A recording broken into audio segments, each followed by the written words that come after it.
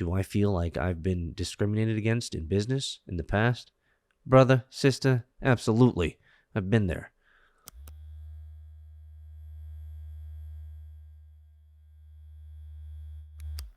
What's up, guys? Enough is enough. Enough is enough. What is it going to take to change your mind? What evidence are you going to need to change your mind about DEI, or diversity, equity, and inclusion? This cancerous idea that is absolutely spreading to all the wrong places in the world. I've written some notes down about why DEI must die, and I've been taking these notes over a period of, well, this one says 2023, 11/26. So I've been taking notes for a couple months, 4 months, 3 months, and I haven't pulled the trigger on this because I just want to collect more evidence.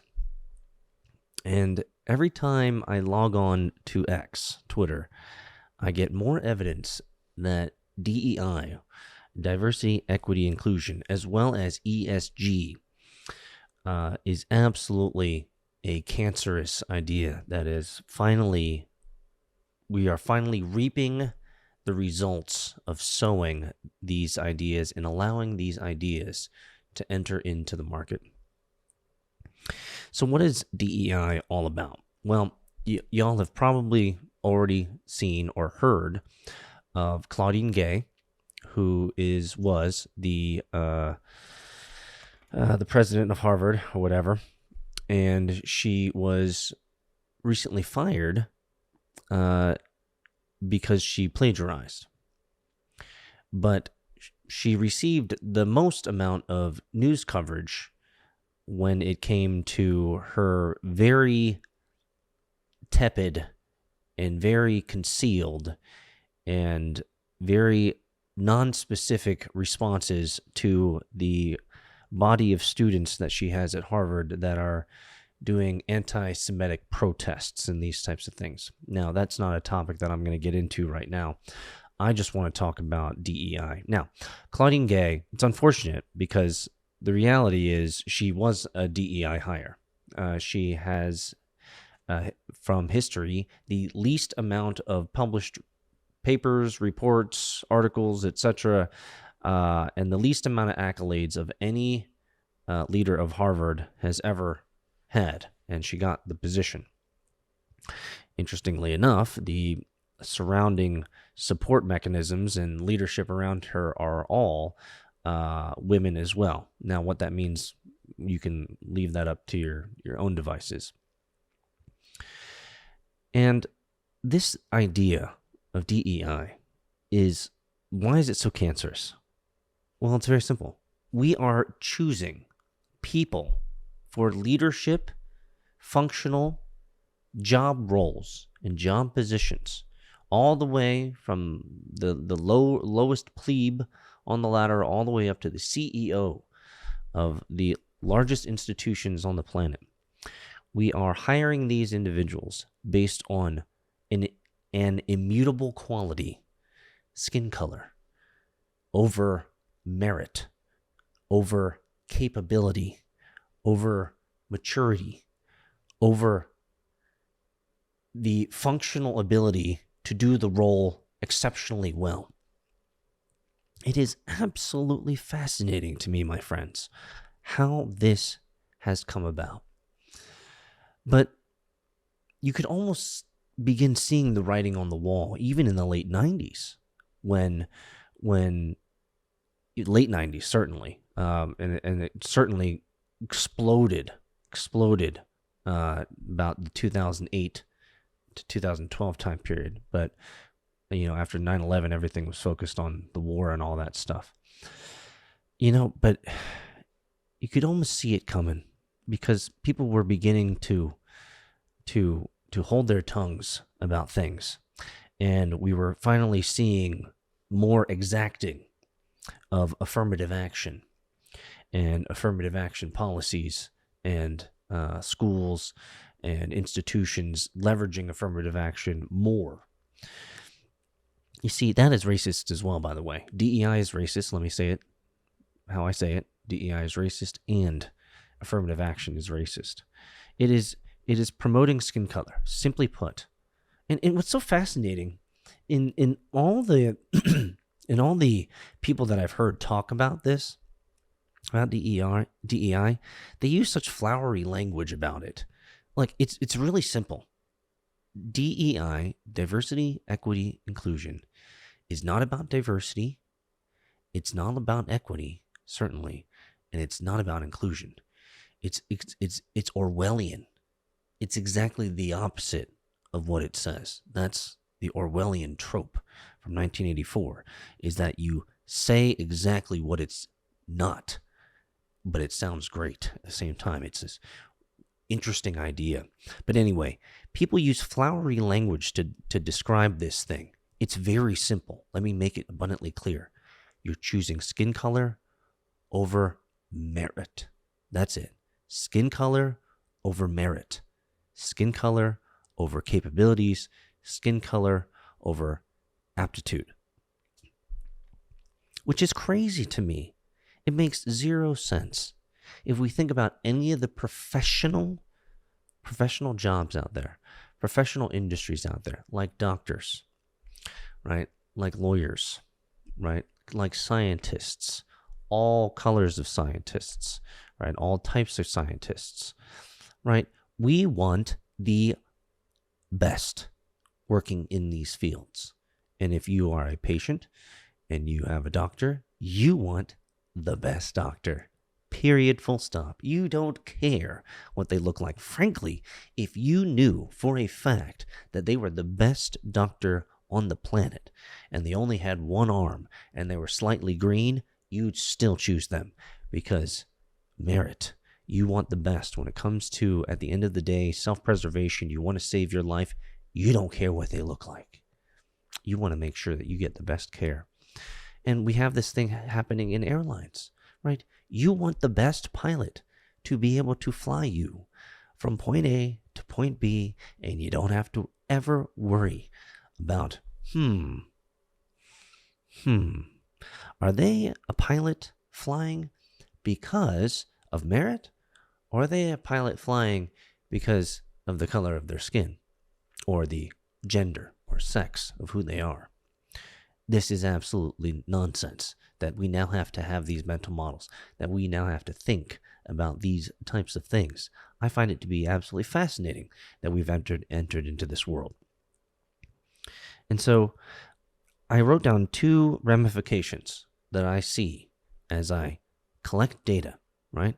Because the title of this talk today is going to be a theme for all of my talks as we move into the future, because I'm trying to seek knowledge, and the best way is amalgamate and aggregate data, and I'm getting data in, and I'm getting a lot of data. I'm seeing a lot of nonsense that's going on out there, and the title is, what evidence would you need to change your mind on DEI? Well, the evidence that I'm seeing, at least on X and other news articles and other news agencies, mainstream media, legacy media, as well as alternative media, what I am seeing, the evidence that I am seeing tells me that DEI has infected every industry, apparatus, government, profit, nonprofit, every industry on the planet.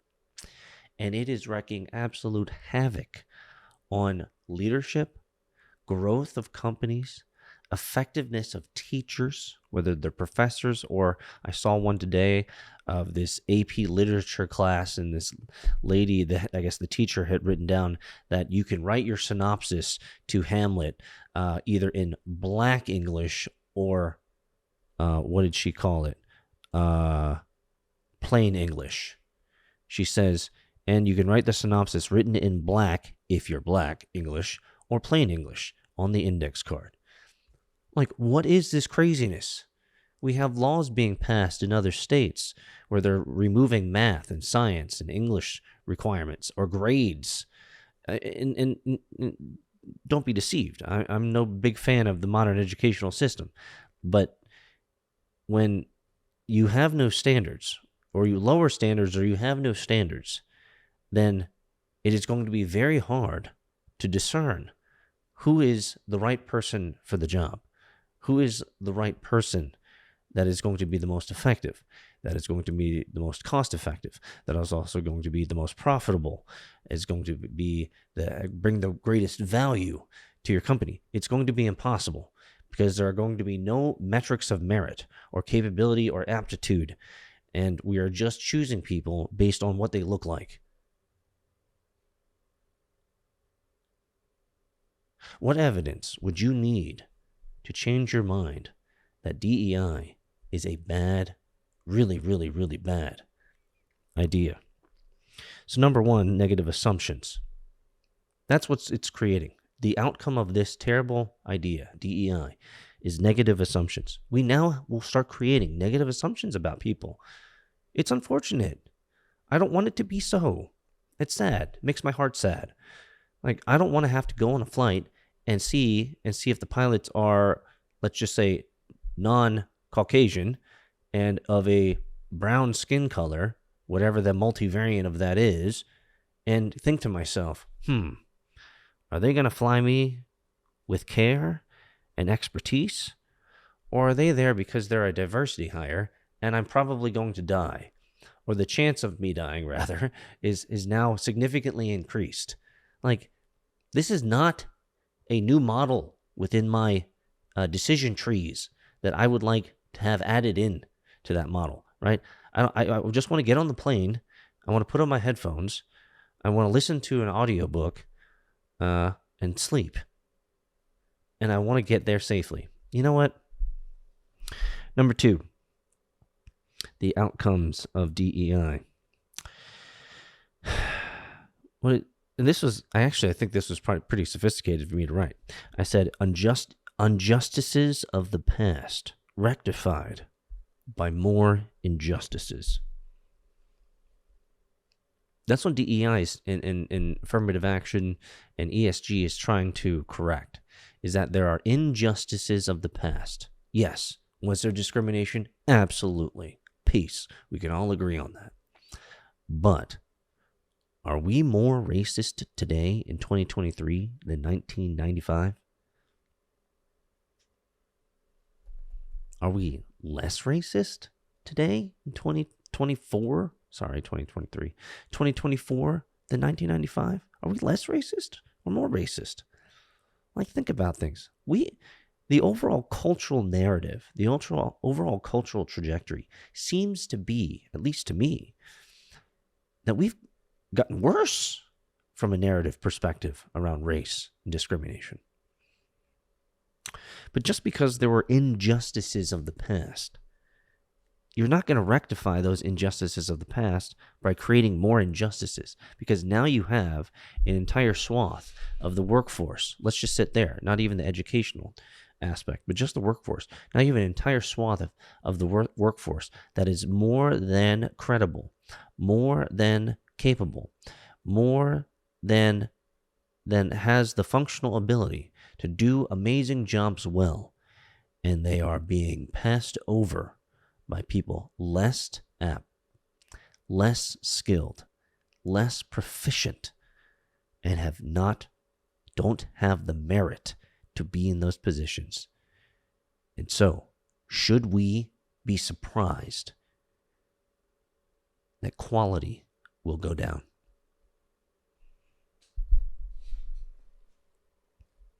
DEI must die. I hope that there are going to be, because this is not my battle. I frankly don't care about it that much, other than it's a societal plague. It's a societal cancer. It's not good for society as a whole. But as it pertains to me directly, do I feel like I've been discriminated against in business in the past? Brother, sister, absolutely. I've been there. But is this something that I'm going to fight and combat as something that I'm going to spend time on? No. Because I'm building startups. I'm deploying capital into amazing investments. But DEI must die. And I hope that there are some people out there that are willing to take this on and help remove DEI and ESG and affirmative action and all that nonsense. Help remove it from our society at large so that we can truly be a meritocracy, a merit-based society where the best do the best work, and let's hope and pray that we can create economic systems that will compensate these amazingly skilled workers exceptionally well for the great work and quality that they deliver to the public and the products and services that they provide. And for those who would like to fulfill those roles but haven't earned it, I hope we create amazing systems that can help them skill up, level up, so that they can earn those positions so that they as well can give us amazing products and services. That's my hope. So, I hope some people will take it on. Checking this one off, I have discussed DEI must die. Thanks for being here, my friends.